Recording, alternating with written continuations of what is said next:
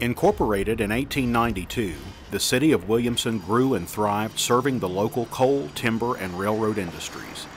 The county seat of Mingo County, its downtown was the banking and retail center for the entire area, but times have changed, forcing Williamson to reinvent itself.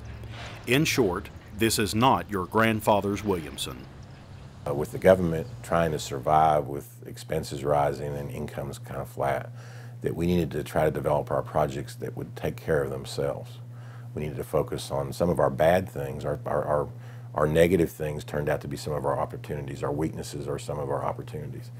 Darrin McCormick is mayor of Williamson, and what began as a plan to look for ways of saving energy and improving efficiency has grown far beyond that.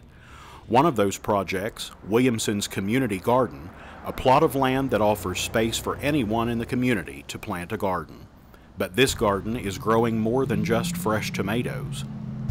Hopefully we can teach people to, eat a little better, exercise a little bit, and getting out in the fresh sunshine and tending to your plants or looking at everybody else's and picking the fruits of your labors is a very good thing.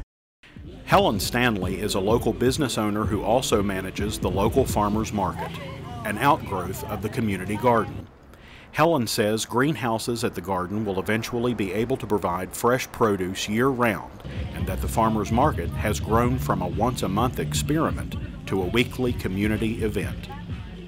We've had some very, very good turnouts for it, and a lot of positive comments from people. They're tickled to death that we're doing this, and we're offering locally grown everything.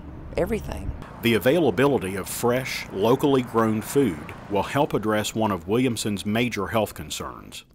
According to U.S. Department of Agriculture estimates, roughly 1/8 of adults in Williamson are diabetic and more than 1/3 are obese, numbers well above the national average.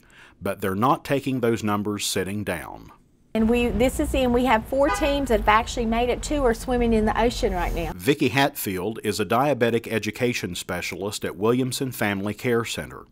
She's referring to the lunch walkers, teams of Williamson residents who are logging their lunchtime walking miles and translating those to an imaginary trip from Williamson to California. She says even if residents have a family history of the disease, history doesn't have to repeat itself. If people are healthy and they're well, they're going to be productive. They're going to feel like doing things in the community and helping out the efforts that we're doing here. And they're going to be around a lot longer as well. And if you're wondering how improving community health affects local economic development, it's not that big a stretch. Really, it's about integration and creating connections between the different projects that communities are working on.